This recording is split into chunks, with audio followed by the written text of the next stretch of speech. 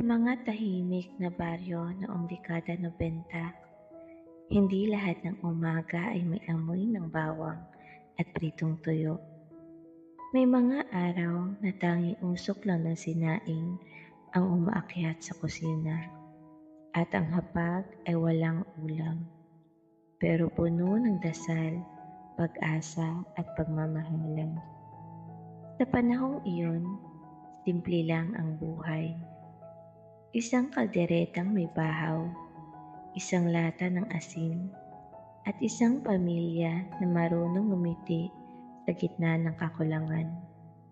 Walang cellphone, walang sosyal na kainan, pero may hapunan sa ilalim ng ilaw ng kasera at may halakhak ng mga batang marunong makotento.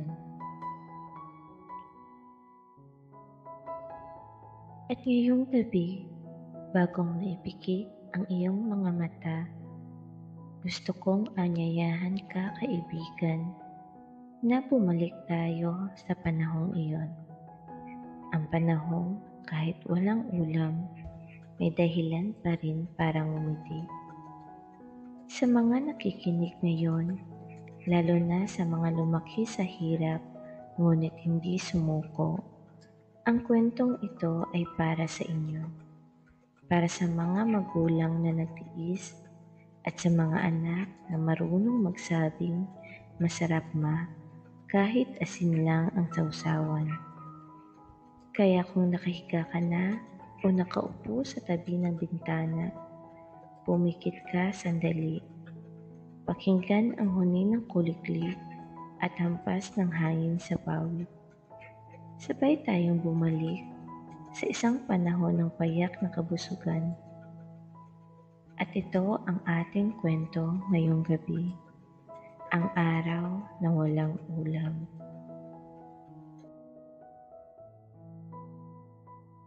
Madaling araw pa lang, gising na si Aling Mila. Ang lamig ng hangin ay bumabalot sa kanilang maliit na bahay na pawid. Sa labas, unti-unti nang nagigising ang nayon. Ang mga manok ay nagtitilaukan at ang mga batang kalabaw ay umaatungal sa bukid. Karaniwan, sa ganitong oras ay may amoy na ng bawang at sibuyas na ginigisa. Amoy na gumigising sa tiyan ng kanyang mga anak. Pero ngayong umaga, tahimik.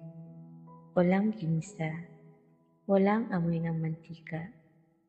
Pinuksan ni Mila ang lumang kahon kung saan nakatago ang kanilang mga pagkain. Isang lata ng asin, kaunting bigas, at isang pakong may nakasabit na lumang pitsil. Wala ng ulam, wala ng mantika. Pumikit siya, huminga ng malalim at nagdasal. Panginoon, bigyan niyo po kami ng lakas ngayong araw. Sa labas, si Mang Lando ay nag-aayos ng kanilang bisikletang kalawangin. Plano niyang mangutang kay Aling Rosa sa tindahan. Baka sakaling makabili man lang ng 2 pirasong tuyo. Pero alam niyang marami rin ang utang doon. Pilit niyang itinago ang lukot. Lumabas si Mila, bitbit ang tabo ng tubig at nagtungo sa puso. Habang pinapadaan ang malamig na tubig sa kanyang kamay, pinagmamasdan niya ang paligid. Ang mga bubong na pawid, ang mga bakod na kawayan, at ang unti-unting pagbangon ng araw sa likod ng bundok. Sa umagang iyon ay payapa. Ngunit sa puso ni Mila, mabigat ang tanong. Paano kung hanggang gabi wala pa ring ulam?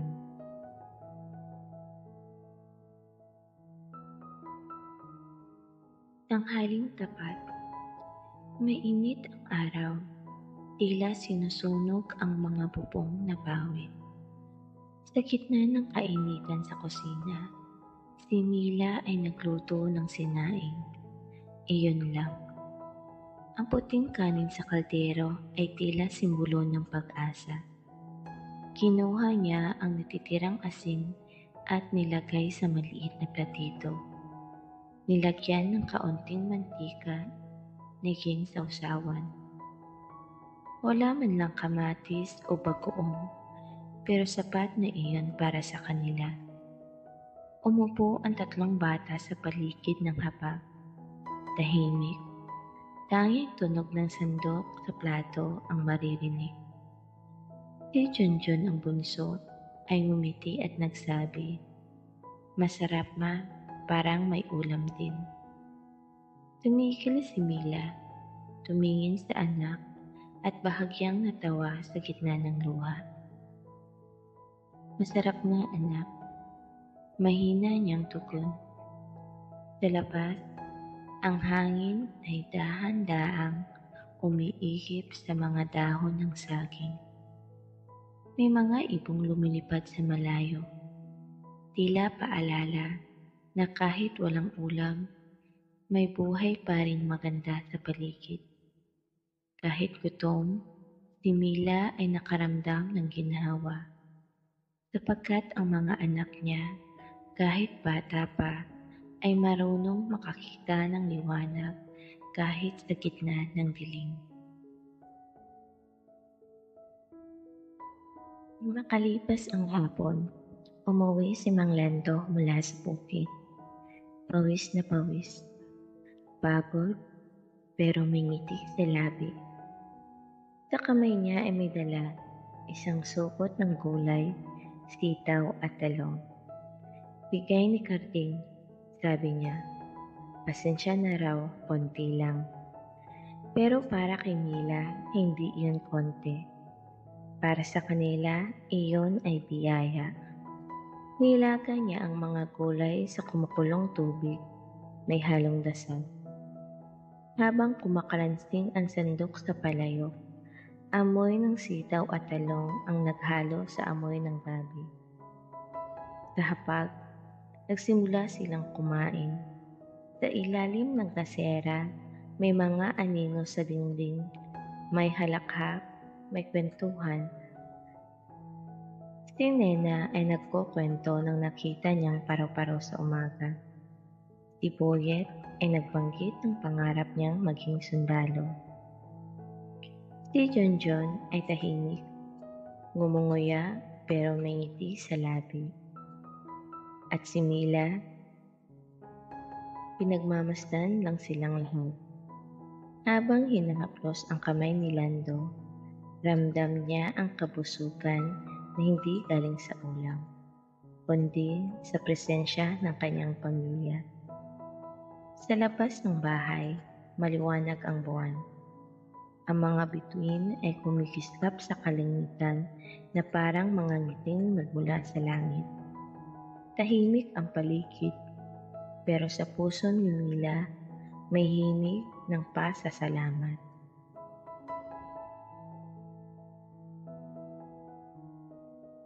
Sa buhay, may mga araw talagang walang ulam. May mga hapag na walang laman at mga palayok na tulot. Pero sa mga tahanang may halakhak, dasal at pagtsatsaga, hindi kailanman nagugutom ang puso. Kung minsan, ay dumaraan ka rin sa ganitong yugto, alalahanin mo ang pinakamasarap na pagkain ay hindi laging nasa kusina, nasa puso, nasa ngiti ng pamilya at nasa bawat salamat na binibigkas kahit walang ulam sa mesa. Kaya ngayong gabi, bago mo ipikit ang iyong mga mata, ipagpasalamat mo kung anong man ang meron ka. Dahil sa bawat kakulangan, may nakatagong biyayang hindi mo lang agad napapansin. At ito ang kwento ng araw na walang ulam.